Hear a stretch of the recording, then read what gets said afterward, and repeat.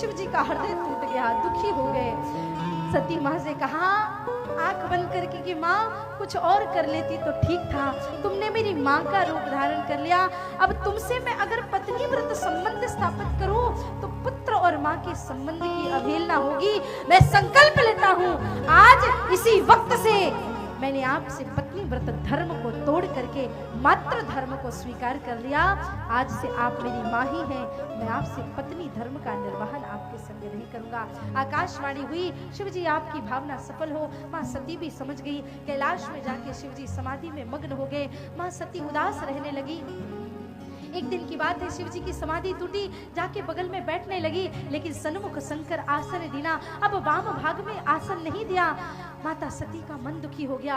विमान से कुछ लोग जा रहे थे, आवाजें आ रही थी, उनके पिता दक्ष ने यज्ञ रखा है। माता सती ने सोचा शिव जी ने मुझे त्याग ही दिया है, क्यों ना पिता के यहाँ थोड़े दिन चली जाती हूँ। शिव जी से कहने लगी कि देखो मेरे पिता के यहाँ यज्ञ है, सब जा रही है, मैं भी चली जाऊं। शिव जी ने कहा अवश्य जाना चाहिए देवी, लेकिन निमंत्रण आया हो तो। बोले पिता के यहाँ, पति के यहाँ, मित्र के यहाँ, गुरु के यहाँ, राजा के यहाँ, तो बिन बुलाए भी चले जाना चाहिए। हाँ देवी सत्य है, लेकिन अगर भावना में दृष्टि में कोई द्वेष ना हो तब जाना चाहिए। अगर दृष्टि में द्वेष है, अगर जाओगी तो तुम्हारा अपमान होगा। और मुझे बुलाया क्यों नहीं?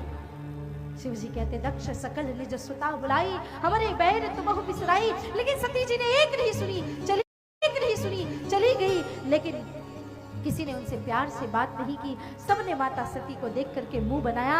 माता सती ने देखा, अपना अपमान सह लिया, लेकिन यज्ञ भाग में जब शिव जी का भाग नहीं था, माता सती ने अस कह योग अगिन तन जारा, भयो सकल मख हाहाकारा, सारे भवन में हाहाकार मच गया। माता सती ने अपने प्राणों को माता सती ने प्राणों को त्यागा। भगवान शिव व्याकुल हो गए, वीरभद्र को उत्पन्न किया। वीरभद्र ने पूरे यज्ञ को ध्वंस कर दिया और देवता स्तुति करने लगे। अंत में जाके भगवान शिव ने यज्ञ को सफल कर दिया। दक्ष का कटा हुआ सिर हट गया तो बकरी का सिर लगा दिया। सारे ऋषि मुनि को पुनः जीवित कर दिया।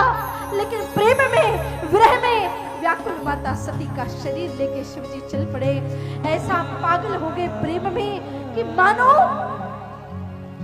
पूरी दुनिया में प्रलय आ जाएगा।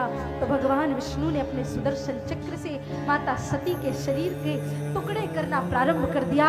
जहां जहां माता सती के शरीर के टुकड़े गिरे, वहां वहां शक्तिपीठ स्थापित हो गए। और 51 शक्तिपीठ हमारे पूरे देश में और देश से बाहर भी स्थापित है, जो माता सती के शरीर से